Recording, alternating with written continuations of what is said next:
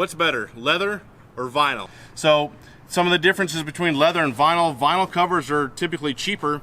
It's just because the material comes on large rolls, 54-inch wide rolls, and you can cut it from edge to edge. There's no flaws, there's no scars, there's no brands, there's no stuff like that on it. You can cut it from end to end. You can use all the material. Whereas a leather hide, obviously it's a natural product. There's going to be scars, you got brands, you've got nicks, you've got, you know, the underbelly that's real soft and can be ripply.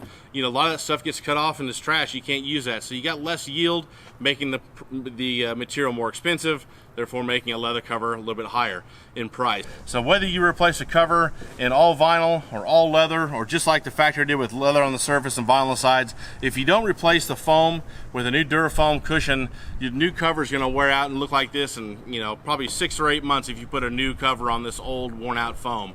So foam and support of the material is a big thing. That's what really causes things to wear out, is when it doesn't have the support of a good foam underneath there. When you slide in and out of the truck, you're going to pinch and wear and crack the sides, no matter if it's leather or vinyl or what material you put on it, it's going to wear out. So put a new good foam underneath there, get the good support of the new cushion under there. Your cover's going to hold up whether you don't choose to go all vinyl, leather vinyl, or all leather.